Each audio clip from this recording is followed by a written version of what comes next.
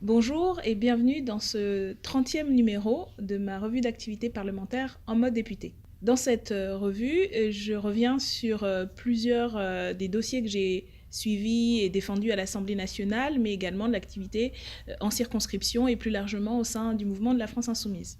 Alors à l'Assemblée, ce mois-ci, il y a eu plusieurs débats, notamment le débat budgétaire qui occupe les deux mois de fin d'année, octobre, novembre et une partie de décembre, donc avec des premières et des secondes lectures, du projet de loi de finances et du projet de loi de financement de la sécurité sociale.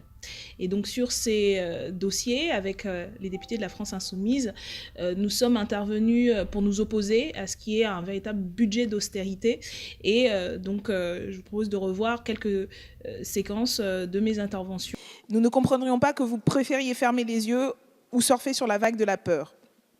7,4 millions d'euros sur un budget de 390 milliards, cela représenterait 0,0002% des dépenses. C'est une paille et pourtant cette aide est salvatrice. Il y a 2 jours, des skippers partis de Saint-Malo pour la route du Rhum nous interpellaient tous et toutes par cette phrase. L'assistance à personne en danger n'est pas un crime, c'est un devoir. Chers collègues, nous sommes tous et toutes, d'une manière ou d'une autre, des migrants personnellement ou par le biais de nos ancêtres. La question qui se pose, c'est de savoir de quel côté voulons-nous nous positionner, de ceux et celles qui laissent se noyer des milliers de personnes en mer ou de ceux et celles qui les considèrent avec humanité. Notre amendement vise simplement à financer l'affrètement de bateaux d'aide humanitaire par l'État français afin d'éviter des noyades et des errances. Si nous sommes tous et toutes conscients et attachés au devoir d'humanité et au devoir international que nous devons remplir en vertu des accords internationaux qui nous lient, comme l'a dit tout à l'heure Monsieur le ministre et d'autres collègues, il me semble que cet amendement pourrait répondre à un besoin réel, immédiat et effectivement sauver des vies. C'est pour ça que nous vous proposons de voter cet amendement. Sans adresse, ces personnes ne peuvent pas accéder aux prestations sociales, scolariser leurs enfants, exercer leur droit de vote ou encore engager des démarches administratives nécessaires à leur insertion sociale et professionnelle, telles que le renouvellement de leur pièce d'identité ou de leur titre de séjour. Or, si la loi Allure de 2014 a consacré de bon nombre d'avancées, la domiciliation administrative est depuis plusieurs années en crise. Faute de moyens et de soutien des pouvoirs publics dans l'exercice de leur mission, de nombreux organismes sont aujourd'hui saturés et contraints de refuser de domicilier des personnes en situation de précarité, laissant ces dernières dans l'incapacité d'accéder à leurs droits. Cet amendement vise ainsi à apporter à ces organismes de domiciliation une aide financière essentielle pour leur permettre d'assurer leur mission et de garantir l'accès aux droits des personnes en situation d'exclusion. Alors ce mois-ci, à l'Assemblée nationale, j'ai aussi posé une question d'actualité au gouvernement. Ce sont les questions du mardi et du mercredi en session ordinaire. Et cette question portait sur le scandale des Cum-Ex Files. Vous avez peut-être entendu parler, peut-être pas, parce que malheureusement, ça n'a pas été beaucoup discuté et débattu. Et vous allez revoir cette question où j'interpelle le gouvernement sur les moyens mis en œuvre qui sont très peu conséquents pour combattre ces pratiques de fraude et d'évasion fiscale, qu'elle soit légale ou illégale. Cette question s'adresse à Monsieur le Premier ministre.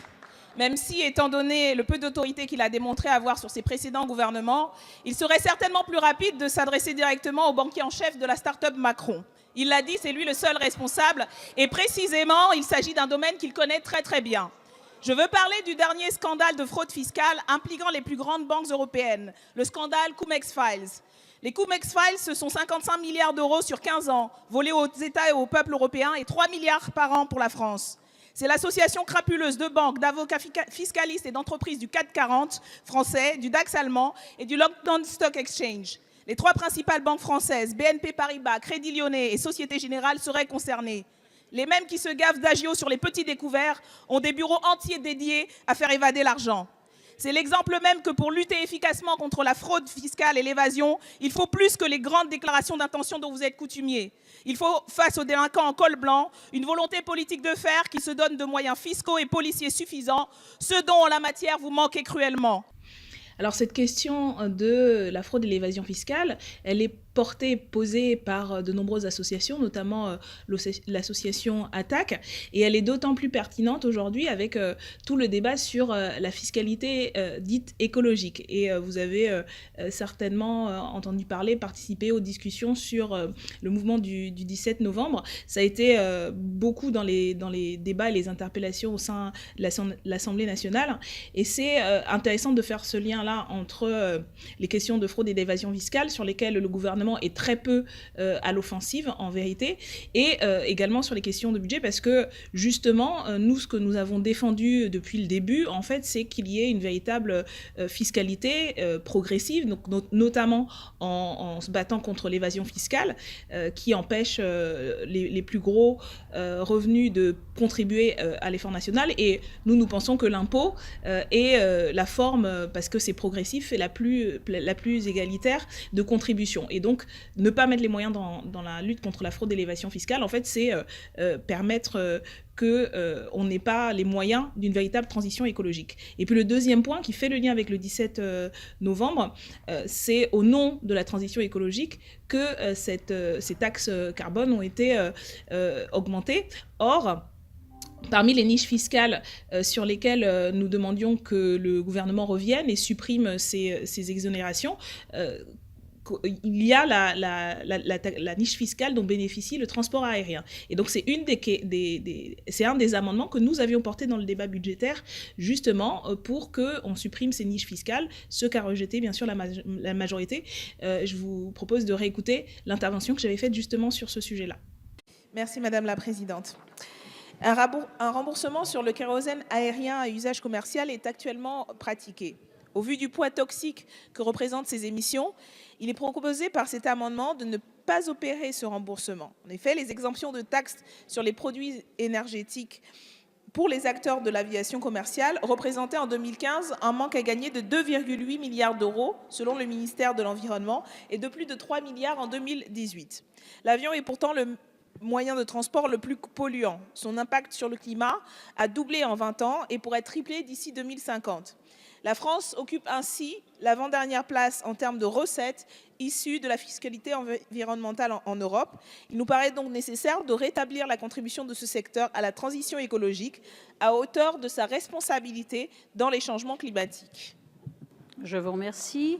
Parmi les travaux de l'Assemblée nationale aussi qui ont abouti ce mois-ci, se trouve la proposition de loi qui vise à ouvrir la PMA à toutes les personnes, à rendre la PMA un droit véritablement universel. C'est une proposition de loi que nous portons avec mon collègue Bastien Lachaud, qui est notamment le président du groupe d'études sur les LGBT-phobies dans le monde, un groupe d'études de l'Assemblée nationale transpartisan, et avec qui on porte cette proposition de loi, ainsi qu'un certain nombre d'autres dossiers autour des questions des droits et des libertés sur ce sujet. Et donc, cette proposition de loi, elle est le produit d'abord de nos propositions lors de la campagne présidentielle et des campagnes législatives. Donc c'est une manière de concrétiser ces propositions, et surtout nous souhaitions la déposer maintenant parce que nous pensons que c'est une question d'urgence d'égalité des droits à ce que la PMA, qui est l'aide à la procréation médicalement assistée, qui est aujourd'hui ouverte aux couples hétérosexuels, doit l'être à toute personne qui souhaite avoir des enfants par ces techniques-là, et que c'est aujourd'hui possible de le faire. Toutes les institutions ont consulté par le gouvernement depuis des mois, depuis des années en fait, ont donné aujourd'hui leur feu vert. On a le travail des associations qui montre que ça ne pose en fait aucun problème majeur, et donc il n'y a aucune raison, comme le fait actuellement le gouvernement, de repousser encore de plusieurs mois cette décision. Le choix de le repousser ne correspond à aucune raison en fait objective, c'est simplement un choix purement électoral après les européennes pour s'éviter des débats qu'on s'éviterait en fait, de faux débats qu'on s'éviterait si on adoptait cette proposition dès maintenant. En tout cas, notre proposition est prête, elle est sur la table de l'Assemblée nationale et il ne tient plus qu'à la majorité de la République en marche de s'en saisir et d'aller au bout de ce qui était une promesse par ailleurs de leur candidat à la présidentielle qui est aujourd'hui président et qui a donc aujourd'hui tous les moyens de régler cette question et d'ouvrir la PMA à toutes les personnes en en faisant un droit universel. Alors l'activité de ces dernières semaines, c'est aussi le travail en circonscription qui occupe une partie du temps de la semaine, à travers notamment les rencontres avec les nombreuses associations dans le 18e et dans le 19e arrondissement, que j'ai eu plaisir à retrouver après la pause estivale. Donc on a eu plusieurs rencontres. Je me suis aussi rendue aux journées portes ouvertes des centres sociaux, comme celui de la rue de Tanger ou de structures comme le PIMS, ce qui m'a permis en fait de continuer les discussions et renforcer en fait les contacts déjà pris au cours de l'année précédente, et puis être au fait en fait des activités, des projets qui sont portés par ces associations et également de leurs difficultés. Et c'est notamment à travers ces rencontres que j'ai été interpellée sur à nouveau le manque de moyens et les difficultés de plus en plus grandes de nombreuses associations aujourd'hui à pouvoir assurer les services qui rendent aux usagers et aux usagères et à monter des projets sur le long terme, notamment du fait du gel des emplois aidés décidé l'année dernière et dont l'impact se fait aujourd'hui sentir en termes de capacité à rendre des services aux usagers et aux usagères toujours aussi nombreuses, mais avec moins de moyens humains et moins de moyens financiers. Pour le cas, par exemple, de Paris Macadam, c'est une association qui intervient auprès des habitants de la Goutte d'Or, des habitants et des habitantes, et qui intervient notamment sur la question du rôle des femmes et de l'aide aux habitantes. Pour la GIE, par exemple, c'est une association dans le 19e qui est un accueil pour les mineurs étrangers à qui elle apporte un soutien juridique et qu'elle aide à se diriger dans les méandres administratifs. Donc ce sont, sur ces deux exemples, vraiment des situations très difficile, alors que les besoins sociaux, administratifs sont toujours aussi importants pour toutes les associations dont le travail est indispensable aujourd'hui pour parfois même la survie d'un certain nombre de populations. Voilà une partie de l'activité ce mois-ci en circonscription. Cette activité, c'est aussi en circonscription, les dossiers qu'on suit, 2 dossiers en particulier, qu'on suit depuis l'année dernière, mais sur lesquels on a commencé aussi à produire du matériel et des interpellations. Le premier sur l'accueil des mineurs isolés, ceux notamment du quartier de la Goutte d'Or, qui depuis plus de 2 ans aujourd'hui sont en déshérence dans les rues du 18e arrondissement et auprès desquelles les autorités ont notamment mis en place une structure d'accueil avec une association, mais qui a besoin également là de moyens financiers pour pouvoir travailler sur le long terme. Aujourd'hui, on est face à un phénomène qui s'enracine, se structure, qui va être sur plusieurs années. Et donc, l'association qui fait un travail important a besoin d'assises financières et de soutien pour pouvoir avoir du personnel qui n'est pas sur des contrats de 3 à 6 mois et sans savoir pour la suite, parce que tout simplement ensuite, pour pouvoir faire des projets, là aussi, il faut avoir une forme de stabilité. Donc il y a le travail de cette association et puis il y a surtout tout le travail sur l'accompagnement de ces jeunes et parfois très jeunes mineurs, des services de la protection judiciaire de la jeunesse, des services de la santé, parce qu'il y a une problématique de toxicomanie et d'addiction très forte. Et donc il y a besoin, comme je l'expliquais dans le courrier que j'ai adressé au Premier ministre, en fait d'un travail travail de coordination de plusieurs secteurs, le travail des associations, le travail de la justice, de la protection judiciaire, le travail de la santé, qui aujourd'hui n'existe pas. Il n'existe pas une structure clairement identifiée qui permettrait en plus de mutualiser un peu les savoirs qui commencent à s'accumuler sur cette question et à accompagner aussi les agents, les personnels, les salariés qui sont confrontés à une réalité extrêmement dure, et aussi les habitants et les habitantes de ce quartier pour qui ça devient parfois difficile face au comportement délinquant de certains de ces jeunes. Donc là, il y a vraiment un dossier qui est pas simple à envisager et sur lesquels je pense que le gouvernement, notamment, n'a pas pris encore la mesure du problème et des besoins et de la nécessité d'un vrai travail de coordination. Et donc, c'était le sens de mon interpellation au Premier ministre. J'attends toujours sa réponse et vous en entendrez parler. On diffusera cette réponse, bien sûr, sur le site et sur nos réseaux sociaux. Le deuxième dossier sur lequel on a aussi approfondi le travail, porte justement sur un thème que j'évoquais à l'instant, sur la prévention des risques liés à la consommation de drogue.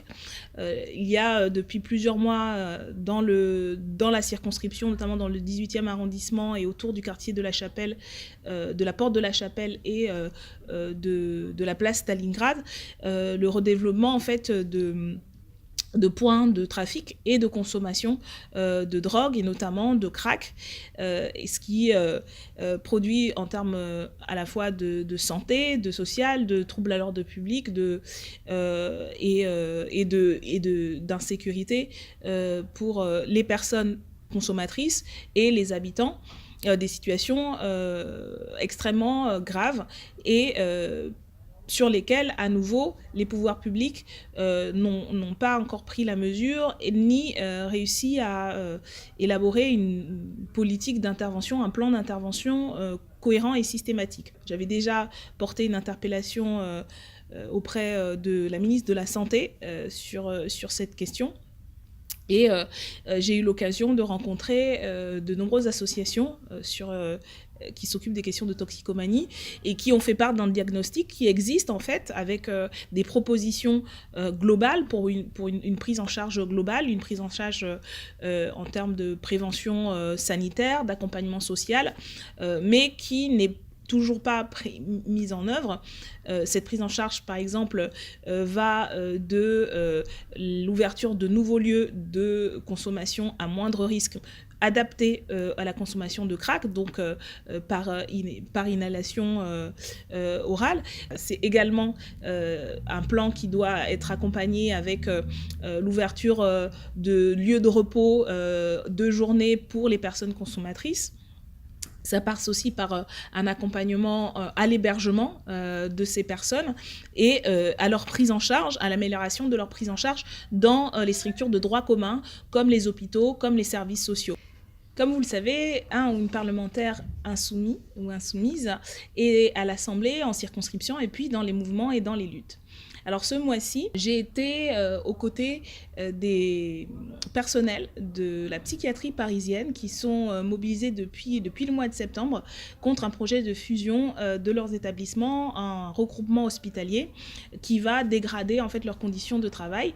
Et donc à cette occasion, je suis intervenue à l'Assemblée nationale pour interpeller la ministre, interpeller le gouvernement sur ce problème en reprenant un de leurs tracts et de leurs revendications.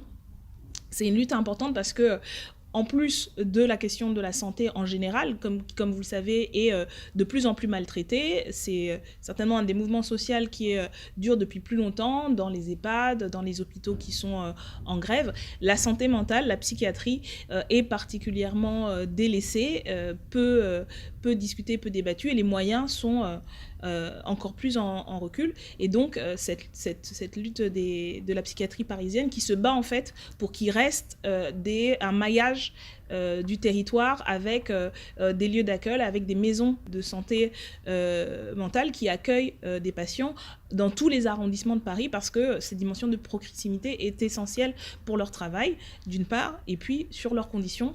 Je vous laisse écouter l'intervention que j'ai faite à l'Assemblée sur ce sujet. Chaque année, un Français sur 5 est affecté par un trouble psychiatrique. Nous sommes tous potentiellement concernés, directement ou non, par ce qui est en train de se dérouler donc au sein des 3 établissements psychiatriques parisiens, un nouvel accord sur le temps de travail qui, en l'état, entraînera une nette dégradation de la qualité des soins. Désormais, par souci d'économie, nous allons perdre ce temps qui, jusqu'ici, nous permettait d'élaborer des projets personnalisés pour les patients, à échanger sur des situations complexes en équipe pluridisciplinaire. C'est ça que l'on souhaite des soignants qui n'ont plus le temps de réfléchir. Nous allons perdre ce temps qui, jusqu'ici, nous permettait d'accompagner au quotidien les patients qui le nécessitent afin de favoriser le retour de leur autonomie, d'être là pour recueillir la parole des patients qui n'ont que nous pour les écouter. C'est ça que l'on souhaite des patients qui n'ont plus le temps d'être présents aux côtés des patients, des soignants qui n'ont plus le temps d'être présents aux côtés des patients. Nous allons perdre ce temps qui, jusqu'ici, nous permettait de récupérer, nous qui sommes en contact permanent avec la souffrance psychique, à qui l'on demande une écoute et une patience monumentale tous les jours. C'est ça que l'on souhaite des soignants épuisés, incapables de prendre du recul. Nous allons perdre ce temps qui, jusqu'ici, nous permettait de recevoir les familles au téléphone, en entretien, s'offre peut-être à la volée entre 2 prises de sang et une injection. C'est ça que l'on souhaite des soignants qui n'ont plus le temps de rassurer les familles. Nous ne comptons déjà pas nos heures. Qui pense à prendre soin des professionnels de soins? Je pense que cet appel explique en partie pourquoi nous voterons contre cet article, parce que, en l'état actuel, la qualité des soins, le suivi des patients et l'accompagnement des soignants n'est absolument pas assuré, ni par les propositions faites de ce projet de loi, ni par celles annoncées par la ministre. Voilà pourquoi il est important de soutenir les soignants et soignantes en lutte à Paris et ailleurs en France et de s'opposer à cet article. Merci Madame la députée. Une des autres luttes qui devient emblématique à Paris en ce moment, c'est celle des salariés de l'hôtel de luxe Parc Hyatt, qui se trouve rue de la Paix. Donc ce sont des femmes de chambre, du personnel de nettoyage, qui travaillent souvent depuis plusieurs années dans cet hôtel de luxe, mais qui sont sous-traités en fait par une compagnie extérieure au palace, ce qui est assez différent de ce qui se fait dans le reste des palaces parisiens qui emploient directement en fait pour la grande majorité leurs salariés. Et ce qui signifie, en fait, pour ces salariés en sous-traitance, des conditions bien moins bonnes de travail et de salaire. Et donc, ça fait maintenant 45 jours, plus de 45 jours que ces salariés sont en grève. J'ai été, ainsi que mes collègues Éric Coquerel et Clémentine Autain, leur apporter le soutien de l'ensemble du groupe et le soutien de la France Insoumise, avec également Danielle Simonet. Nous étions présentes lors de leur piquet de grève que la direction a tenté de briser. Et donc la mobilisation continue, c'est important puisque enfin la direction a accepté d'ouvrir des négociations et plus que jamais, elle et ils ont besoin de votre soutien. Donc je vous appelle à nouveau à contribuer à la caisse de grève dont vous trouverez le lien en bas de cette vidéo pour le permettre à cette lutte héroïque des salariés du Parc Hyatt de continuer et leur donner suffisamment de rapports de force, d'en parler autour de vous, de passer sur le piquet de grève. On est toujours excellemment accueillis et ça fait du bien, surtout en ce moment comme il commence à faire froid, c'est pas évident à tenir, donc n'hésitez pas à faire un tour du côté de la rue de la Paix, ça vous changera, c'est très exotique comme quartier d'ailleurs, vous verrez. C'est un peu malfamé parce que il y a, je pense, les plus grands délinquants financiers se trouvent au mètre carré, mais il y a ce petit oasis de lutte des classes et je vous invite à y aller et à leur apporter tout le soutien dont elles et ils ont besoin. Voilà, c'est tout pour ce 30e numéro de ma revue d'activité parlementaire. Vous avez vu, il y a beaucoup de choses et encore, je ne vous ai pas parlé de toutes les activités, les dossiers, les luttes sur lesquelles on travaille et qu'on soutient. Pour avoir tout ça, vous pouvez également, bien sûr, vous retrouver en fait l'intégralité de ces activités sur mes réseaux sociaux. Si vous avez aimé cette vidéo, n'hésitez pas à mettre un pouce bleu, à la diffuser, à la liker, à la diffuser. Et puis, pour retrouver l'ensemble de ces vidéos, vous pouvez vous rendre sur mon site internet www.député-obono.fr où vous retrouvez l'ensemble des vidéos en mode député, mais également mes interventions à l'Assemblée nationale, mes courriers, mes interpellations, les questions écrites, notamment nombreuses, que je fais avec des fois des réponses, des fois pas de réponse du gouvernement. Voilà, donc je vous donne rendez-vous pour le prochain numéro de En mode député. Je vous souhaite de bonnes semaines de lutte, de mobilisation. Voilà, à bientôt.